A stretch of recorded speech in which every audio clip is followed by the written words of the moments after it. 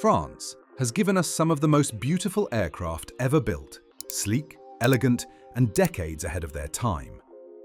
But not these.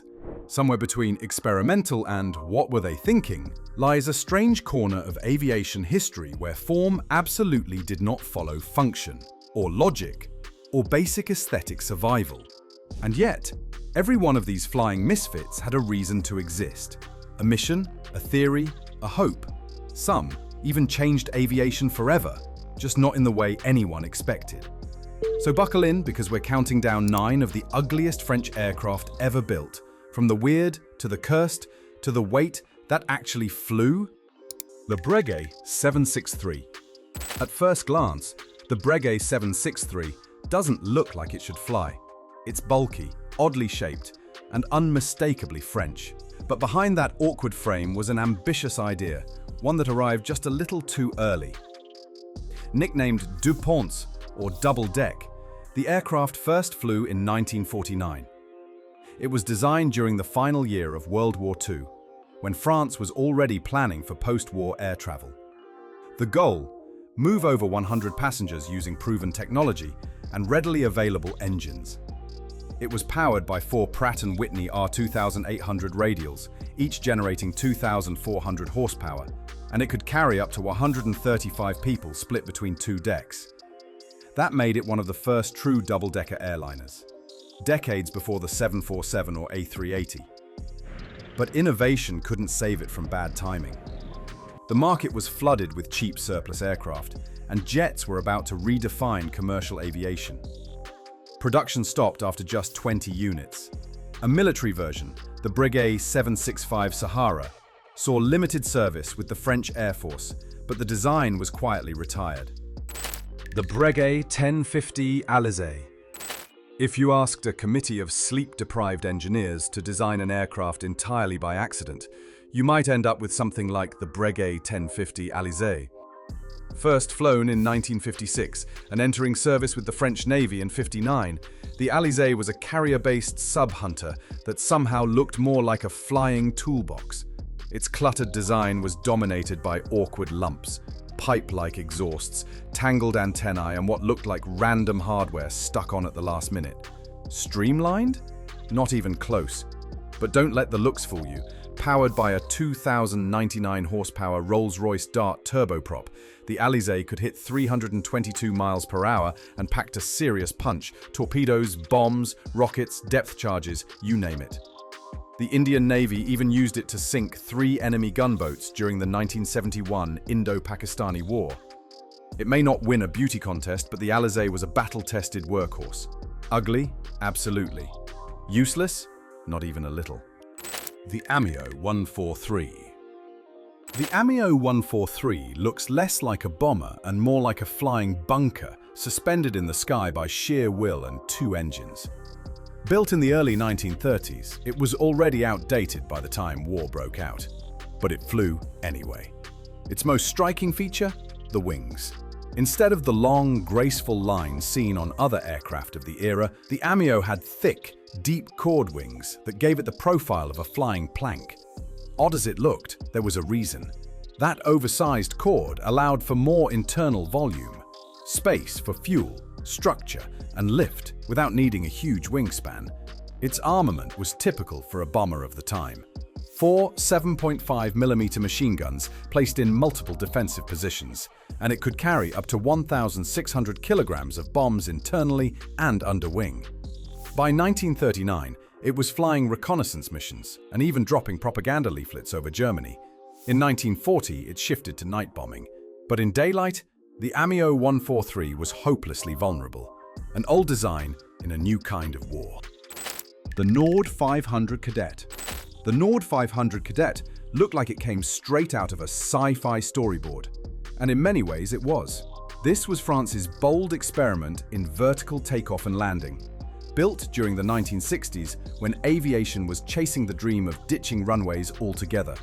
Its design followed the same philosophy as the American XC-142 and Canada's CL-84. Tilt wings, ducted rotors, and the hope that one day, VTOL aircraft could replace both helicopters and fixed-wing transports. The Cadet wasn't built to carry troops or cargo. It was a test bed, a flying lab for tilt-rotor ducted fans. The second prototype flew in 1968, though flew might be generous. It was tied to the ground with steel cables for its early tests, just in case it decided to stop being an aircraft mid-air. It managed one free flight in 1969 but never transitioned to forward flight. The program was quietly shut down in 1971. In the end, France chose helicopters like the SA-330 Puma, but the Cadet's influence didn't disappear. Its shape and its ducted fans live on in everything from personal VTOL concepts to science fiction, maybe even a certain Terminator drone. The Breguet 410. When form follows function, you get beauty. When function is fit as many machine guns as possible, you get the Breguet 410. Built in the late 1920s, the 410 was Breguet's answer to a French military requirement for a multiplace de combat, a heavy bomber and reconnaissance platform with multiple crew and heavy defensive armament. But from nearly every angle, the 410 looked wrong. Its design was dominated by a massive tail, oversized landing gear, and a bloated forward fuselage that rose like a concrete monument. As a sesquiplane, it featured a smaller lower wing under a much larger upper one, an outdated layout even at the time. Only one Breguet 410 was built. It lost out to the Amiot 143, another aircraft no one would accuse of looking sleek. Still, Breguet revised the design into the 413, which saw limited production. A few served with the French Air Force, and at least one made it to Spain, where it may have flown with Republican forces during the Spanish Civil War. It was short-lived, awkward, and ultimately forgettable, except for the way it looked. That's hard to unsee. The Blériot 125. In 1928, Blériot set out to design a modern passenger aircraft. What they built was the Blériot 125, an airliner that looked like it belonged in a different category entirely. At a glance, it was hard to tell what you were even looking at. Two enormous fuselage pods flanked a central cockpit, creating a double beam structure that was almost cartoonish. Inside each pod was a passenger cabin, giving the aircraft space for 10 to 12 people and a range of roughly 1,000 kilometers. From certain angles, it looked less like an aircraft and more like a pair of flying clown shoes. The engines, a pair of Hispano-Suiza 12HBs, were mounted in an unusual push-pull configuration between the wings, an uncommon setup for the time. When it was unveiled at the 1930 Grand Palais Air Show in Paris, the reaction was mixed. One American journalist called it a flying joke, but when the 125 finally flew in March 1931, it proved stable, controllable, and surprisingly capable. It may have looked strange, but in the air, it made sense, just not enough to enter production. The Riot 102T Alerion.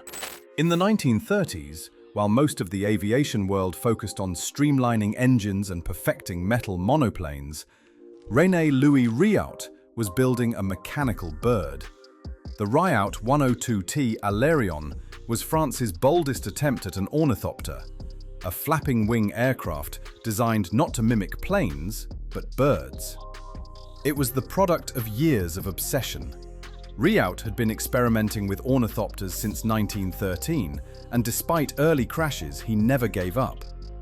Eventually, a government body backed his work, and in 1938, the Alerion was built. Its design was as unconventional as its goal. A steel tube fuselage covered in aluminum, a small V-twin engine mounted behind the cockpit, and 4 flapping wings arranged in pairs. Wind tunnel tests began, first with the wings locked, then flapping, and finally simulating the dynamic deformation needed to generate thrust. But that last test broke it. Under the stress of motion and airflow, the wings failed. The Alerion was never repaired. It never flew. Still, it marked one of the most ambitious and technically daring attempts to rethink how a machine could move through the sky. Papin and Rouillet's Gyroptère. In 1913, 2 French engineers, Papin and Rouillet, set out to reinvent flight. What they created wasn't a plane. It wasn't exactly a helicopter either. It was something else entirely, the Gyroptère. Inspired by the gentle spin of a falling maple seed, the Gyroptère was built around a single massive 17-meter blade. Instead of a traditional rotor, this one was powered by tip jets, compressed air blasted from the ends of the blade, generated by an 80-horsepower Rhone rotary engine mounted on the opposite side, acting as both power source and counterweight. At the center sat the pilot, cradled in a small gondola balanced perfectly on the center of gravity. A secondary air jet stabilized the capsule while the main blade spun above. In theory, even a failure wouldn't be fatal. The craft could descend gently back to the surface. In reality, it didn't. In March 1915, the Gyroptère briefly lifted off from a reservoir before becoming unstable and slamming back into the water. It sank. The pilot survived, but the machine never flew again. It was a dead-end design, but an unforgettable glimpse into how far inventors were willing to push flight even before helicopters existed. Farman F120 and F170 Jabiru. Named after a stork known more for size than grace, the Farman Jabiru series lived up to its name in every possible way.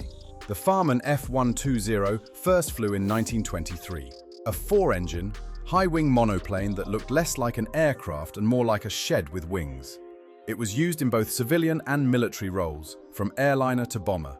But the real standout, visually at least, was the F4X variant with its 3 engines mounted in an arrangement that defied any known aerodynamic principle. 2 years later came the F170 Jabiru, a refined version of the concept that somehow still looked like a prototype someone forgot to finish. It sat so low to the ground, it earned the nickname ventre-terre, belly to the ground. Its thick chord wing, bulbous fuselage, and almost toy-like proportions gave it an awkward presence even for the time. Still, looks aside, the F170 was a structurally sound aircraft that performed reliably. It was no beauty, but unlike the F120, at least it didn't look like it was assembled from spare parts on a deadline. These aircraft might not have turned heads for the right reasons, but each one tells a story of ambition, experimentation, and the constant push to redefine what flight could be. Some flew well, some barely flew at all. But, ugly or not, they all earned their place in aviation history.